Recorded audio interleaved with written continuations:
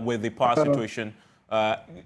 You say this is not Dumsor. So tonight, as we speak, are you shedding load?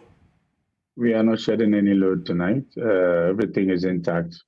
And our customers are enjoying a very stable power supply as we speak. Even yesterday, there were some interruptions or what we call disturbances on the line.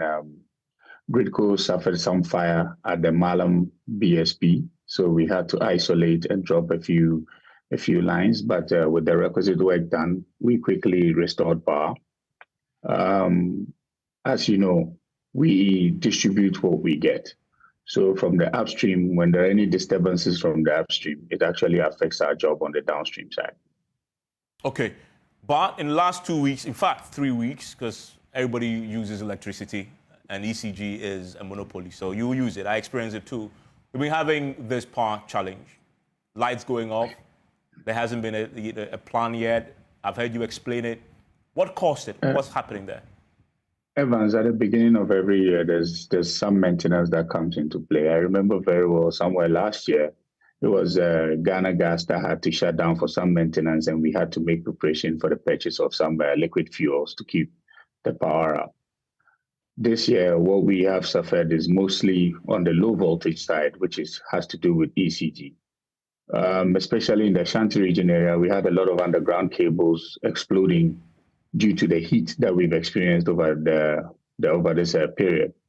What then happened was these underground cables have high voltage, so we had to replace some of them. And when you're trying to replace them, by the time you realize you get to a place, there's a building on the underground cable. So you now need to have to rework and rewire your whole plan to see how you can join it through a different spot. On the other side, we have been experiencing a lot of overloads on a lot of our transformers within lots and lots of localities. I have always said that the next big conversation that we are going to be having, saying there's Dumsor, there's Dumsor. The Dumsor that we are going to experience is not going to be on the side of, let's say, lack of generation, but what we are experiencing now is mostly on overloads. At peak, we have come to realize that a lot of our, a lot of our transformers have a lot of customers on them, more than what we have prescribed. Going through our system, there's a required way of doing it. We actually do 10 of the transformer before customers are loaded. But when you check through our SCADA systems, you don't even find out when those transformers were turned off for people to be loaded.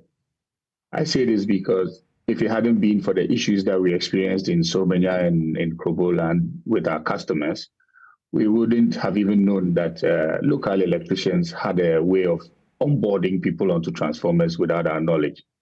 Now, the past few days, apart from the underground cable faults and some cable faults within certain localities, some of the power plants were going through a maintenance schedule, and we had put together a very proper plan that was helping us manage their maintenance schedule.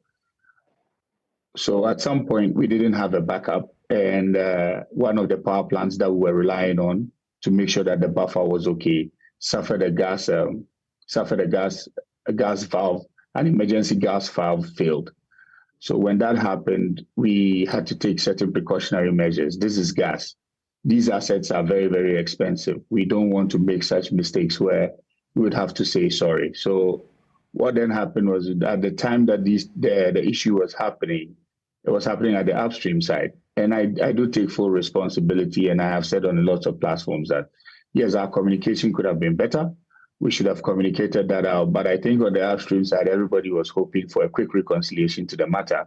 But that didn't happen, and it led to what we would say some outages, which were quite unfortunate. Oh,